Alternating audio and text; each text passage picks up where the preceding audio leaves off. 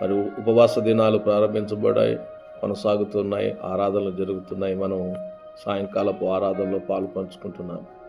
మరి ఉపవాసాలు అంటే ఎప్పుడు వచ్చి వెళ్ళిపోయేటటువంటి ఉపవాసాలుగా ఉండొద్దండి. అది చాలా పొరపాటు అలా అనుకుంటే.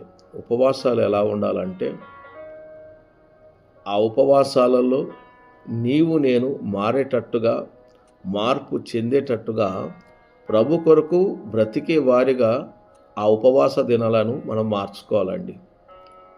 చూడండి, మన జీవితంలో ఫోన్ కనపడకపోతే ఎంత మనము మన పరిస్థితి అంతా ఒక రకంగా అనిపిస్తుంది. అయ్యో నా ఫోన్ ఏది అనుకుంటాం. కానీ బైబిల్ కనపడకపోతే అయ్యో నా బైబిలు అది నన్ను బ్రతికించేది, నా వాక్యము, నా దేవుడు అని దానికోసం పరుగులు తీస్తామా? తీయం.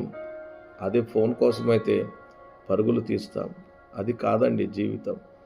ఫోన్ మీద కొన్ని గంటలు వెచ్చిస్తుంటాం, కానీ అదే గంటల్ని ఈ ఉపవాస దినాల్లో దేవుని గ్రంథం మీద మనం పెట్టినట్లయితే ఆ మనసుని, ఆ సమయాన్ని ఎన్నో గొప్ప సంగతులు, ఎన్నో గొప్ప విషయాలు నేర్చుకోగలుగుతామండి.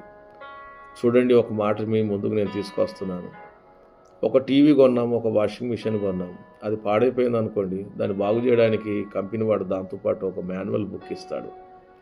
దాన్ని చూసుకొని బాగు చేసుకునే పరిస్థితి మనకు అందిస్తాడు. అలాగే మరి పాడైపోతూ, నశించిపోతూ, పాపంలో పడిపోకుండా ఉండడానికి, మన జీవితాలను పవిత్రంగా ఉంచుకోవడానికి దేవుడు మనకు ఒక చక్కటి గ్రంథాన్ని ఇచ్చాడు.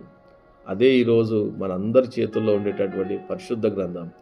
ఈ ఉపవాస దినాల్లో వ్యసనాలకు అలవాటు పడి, చెడు వ్యసనాల వెంట వెళ్తూ జీవితాన్ని పాడు చేసుకున్న వారు, కుటుంబాల్లో సమాధానం లేకుండా ఇబ్బందులతో బాధపడుతున్న వారి జీవితాలకు ఒక చక్కటి బుక్ అండి, పుస్తకం.